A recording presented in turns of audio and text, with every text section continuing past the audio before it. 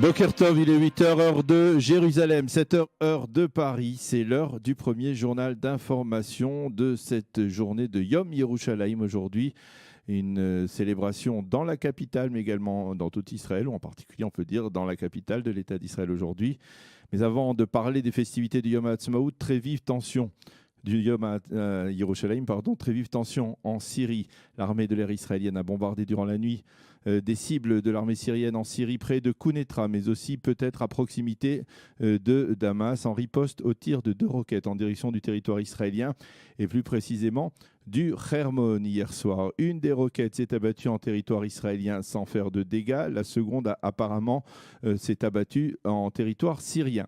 Un porte-parole officiel syrien a affirmé que 3 soldats syriens avaient été tués durant l'opération des forces aériennes israéliennes. 7 autres auraient été blessés. Au sein de Tsahal, on a, une fois que n'est pas coutume, reconnu avoir bombardé des positions militaires syriennes dans la région est de Kounetra. Le porte-parole de Tsahal a déclaré qu'Israël considérait le régime de Bachar el-Assad comme responsable de toute attaque contre Israël à partir du sol syrien et donc l'armée réagira en fonction. Tsahal enquête actuellement pour déterminer les raisons précises de ces tirs de roquettes. On veut avant tout savoir s'il s'agit de tirs délibérés vers le territoire israélien de la part des Syriens ou bien s'il s'agit de tirs mal orientés.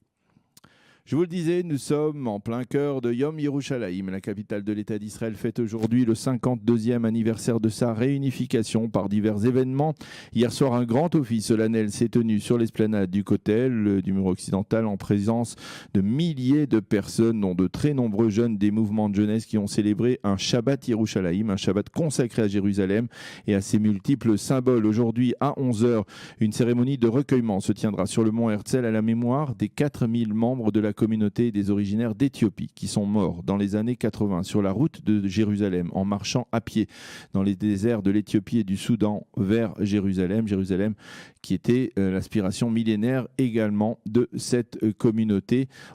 Ensuite, dans l'après-midi, se tiendra dans la grande marche, la traditionnelle grande marche des drapeaux organisée par la mouvance sioniste religieuse en présence de jeunes de nombreuses yeshivot et d'écoles préparatoires, des méchinotes de l'armée israélienne. Des dizaines de milliers de participants sont attendus le long de la rue Yafo, la principale artère de la capitale, vers la vieille ville. Et ils termineront leur périple devant le Kotel Amaravi en chantant et en dansant.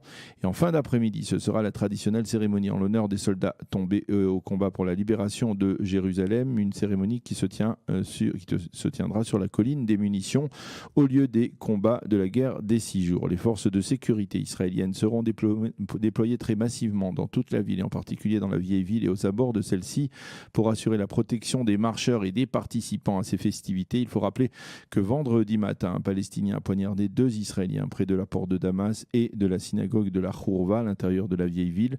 Le premier Israélien d'une 50aine d'années a été grièvement blessé, mais fort heureusement son état s'est stabilisé durant le Shabbat.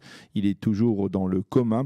Le second a été sérieusement atteint, mais lui est conscient et il a pu relater son agression devant les médias, son agression par le terroriste palestinien qui, lui, a été éliminé par les forces de l'ordre israéliennes. Donc vigilance et prudence, mais dans la joie aujourd'hui à Jérusalem. La classe politique israélienne tente peu à peu de se remettre de ses émotions de la fin de semaine dernière et en particulier de la dissolution de la 21e Knesset. Et d'ores et déjà, elle se prépare au prochain scrutin qui se tiendra le 17 septembre. Les principaux acteurs politiques, en particulier ceux qui ont été exclus de la 21e Knesset, étudient actuellement les options qui s'offrent à eux. Ainsi, Ayelet Shaked est considérée comme l'un des jokers de la droite israélienne. C'est elle qui est capable de faire gagner au moins 3 mandats à la droite nationaliste. Mais pour l'instant, on ne sait pas encore si elle a l'intention de se présenter dans une liste électorale ou bien si elle entend faire un break et revenir en politique dans quelques années. Peut-être lorsque Benyamin Netanyahu aura cédé la place. D'autant plus que l'on a appris que le Premier ministre ne serait pas apparemment favorable à ce qu'elle revienne dans la liste électorale du Likoud. Une affaire à suivre. Donc, par contre, en dépit des très vive tension entre le Likoud et Israël Beiteinu, eh bien, il semble que les 2 formations ainsi que les autres formations qui devaient former la coalition gouvernementale eh bien, voteront dans les prochains jours en faveur de la nomination de Mataniyahu Engelman au poste de contrôleur de l'État en remplacement du juge Yosef Shapira qui termine sa mission prochainement.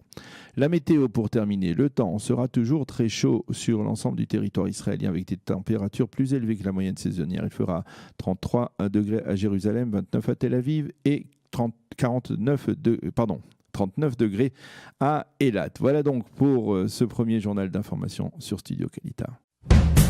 Vous aimez l'histoire juive ? Retrouvez Liana Gurfinkel dans Un jour notre histoire sur Studio Kalita. C'est tous les matins pour découvrir ensemble les événements et les personnages qui ont fait notre histoire.